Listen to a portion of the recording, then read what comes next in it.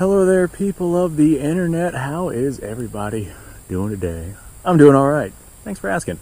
So, I don't really know how to start this one, but I have noticed that a lot of people in my comments, especially with the types of people I attract because of the kinds of videos that I make, a lot of people are under the impression that they just don't make them like they used to, and that the quality of firearms from the old days is simply unmatched by the quality of firearms that we have nowadays. And that is true in a lot of aspects, but a lot of times that is simply not the case. Nowadays we have some incredibly precise CNC machines and various million lathe machines that are extraordinarily exact for mass manufacturing of a good or product. Now, that being said, there are going to be some lemons. There's going to be some situations where maybe, how would I describe it? Maybe you get something that has a defect or something like that, something that has not as good of quality control. There are situations where just the incompetence of a company can lead to a product not being good, but that's more or less the incompetence of the company and not necessarily the incompetence of the machinery or the equipment that we use to manufacture some of the firearms that exist to this day. I know a lot of people will tell me, hey, I've got this XYZ rifle. In this case, this is an Oviedo Mauser that I just so happen to have out here. I've got this rifle out here that is exceptionally good, and it's all steel, good quality steel. It's milled, it's got wood furniture and whatnot, and they'll tell me like nothing for the price point that you could get this at would even come close to the quality of this old gun. And yes, you are absolutely 110% correct. Well, I paid like $25 for this back in the day, but these right here normally sell for around $150 or so. This is a Spanish Mauser. There are ones out there that are by a wide margin more expensive, but you can get yourself a pretty gosh darn decent milled military grade, fairly accurate bolt action rifle for not a lot of money. But that's because this right here has already been made and it's been used and it's been surplused out. Now, if you were to take this rifle and the quality of this rifle and try to make the rifle the same way it was made before in a modern day context, you try to get this rifle in a modern day, this isn't going to cost that $150 that you bought it for because it's a surplus gun.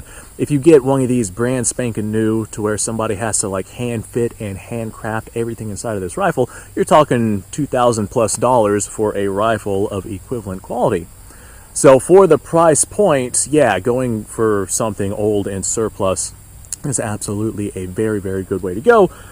But nowadays, if you have a rifle that is, of hand fit and finish and of exceptional quality, like this right here, like I said, $2,000 rifle, if you were to manufacture that nowadays, modern guns with modern manufacturing have achieved some incredible feats.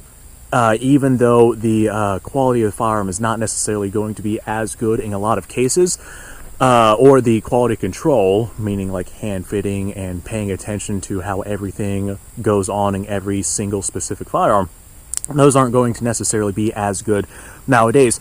But the price point that we pay at, or the price point that we pay to achieve a rifle of essentially equivalent quality, is going to be significantly less than the price point that we pay to get a surplus gun or a new gun of surplus quality. Like, I know there's a couple of companies that are making reproductions of all sorts of different firearms out there, and like, for example, if you're going to go out and get yourself, I can't remember who it is, but someone up in Canada, a company up in Canada is making Car 98 Mausers. And those are new production Car 98s that are made the way that Car 98s are supposed to be made. And those are quite expensive.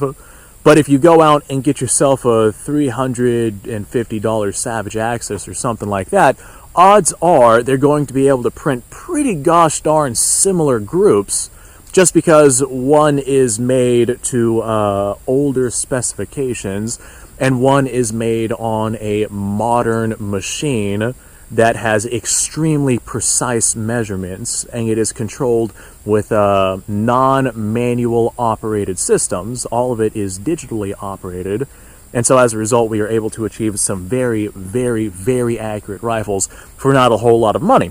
Like, I know back in the day, the standard of accuracy for a Mauser like this, with those manual machines, especially in a mass manufacturing sense, standard of accuracy for one of those is like 3 to 5 MOA. But you go out and you get yourself a Savage Axis and run good ammo through it, and you can achieve 1 MOA through that $350 rifle, like, all day long.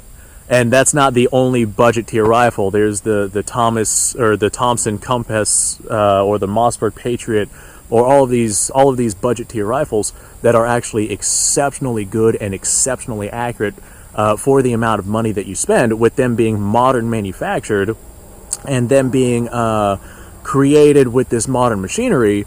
They're just so consistently made well, and they don't require a whole lot of effort from us as people to make, because just the way that modern machinery works and how exact modern machinery can be, they are able to do things repetitively incredibly well. This right here is an example of a modern-ish rifle. This is a Tula TOZ 122, TO3 122. I've heard them called both, but this right here was made by Tula over there in Russia. And this is an example of a modern rifle that is not a lot of money, despite the fact that it has not been surplused out. This one right here is, I think I paid like $350 or so with this one right here. And whenever I have the scope on this thing, I have a scope mount that came with this, and I got this zeroed out for 150 grain soft points. And I think I got them zeroed out for PPU 150 grain. But with that right there, I can smack, I know I smacked a golf ball at my 100-yard mark more than once with that. So it is incredibly accurate and definitely incredibly capable for the price point. And that price point is achieved from modern manufacturing of goods. The rifle of the modern manufacturer is exceptionally well done, even though the old ones are just as well done, if not better well done.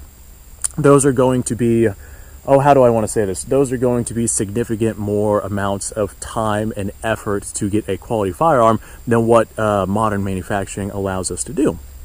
And this is just one of many, many, many examples. If we lean out of the bolt action systems and we start going into like your AR platforms and whatnot, there's some pretty gosh darn good budget tier ARs out there that run fairly well. Now, of course, quality control on your low tier is going to be a little on the shoddy side. Every now and then you'll get yourself a lemon. But for a vast majority of all these platforms out there that are budget tier, they're going to run exceptionally well, and there's plenty of people out there who will give accounts of their versions of those guns running exceptionally well. And that's just because of the ability for modern manufacturing to very capably replicate and reproduce the same exact thing to the same exact specifications over and over and over and over. Now, of course, things do have problems. Quality control is a thing that exists. That is an issue that some people could fall into. But quality control for modern guns is a lot less problematic than quality control for an old school rifle that required precise hand fitting to get everything to be exactly right on every single firearm. Okay, I think I've beat this horse basically to death. What I came out here to do is I got myself this TOZ. I got a couple of old steel case rounds. I have no idea if they're actually going to go off. I'm more or less just curious about this. I've got a Silver Bear that looks like it's got a primer strike on it from before. I think I found this one on the ground at a gun range, and it was a dud for them, so I'm going to go ahead and pull the trigger on it and see if it goes off. I'm willing to bet it probably will, because it looked like a light primer strike. Oh, and the trigger on this thing is absolutely phenomenal. Oh, that was nice. It actually fired. Okay. Yep, extractor works just fine. I took the scope off of this thing because I wanted to use iron sights with it. I just really like the iron sights on this thing. It looks like this has zeros for 100 and 200 meters, yards, somewhere along there. I know that with 150 grain 308, it hits right at point of impact. So that's what I'm using here. This right here is a tool round soft point. Let's send it around here. That tool round felt like it had more recoil behind that. All right, I really like this rifle. Thanks for watching, folks. Let me know what you guys think down below on this one, because there's a lot of people who will tell me they don't make them like they used to. And for the most part, yeah, I definitely agree.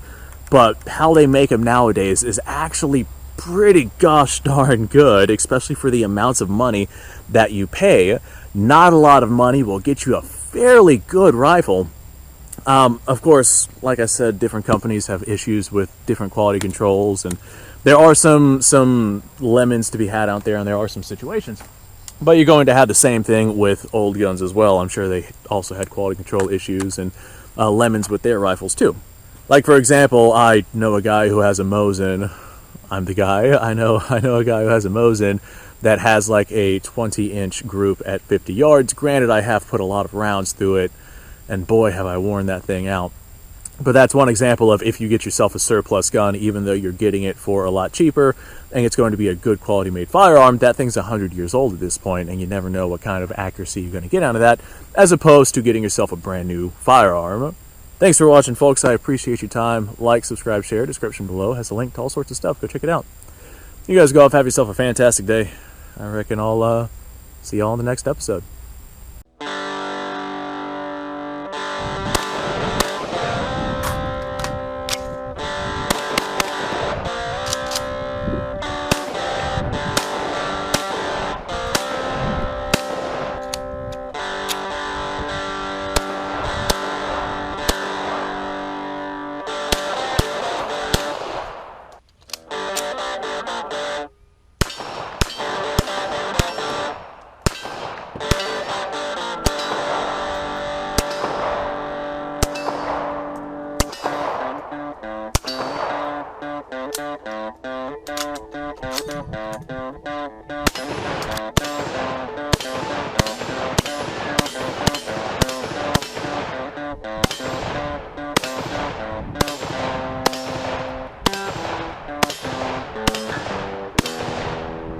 Been a little while since I've done this.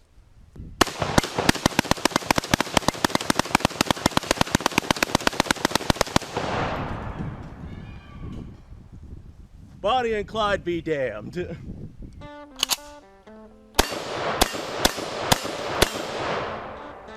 Poor man's Garrett.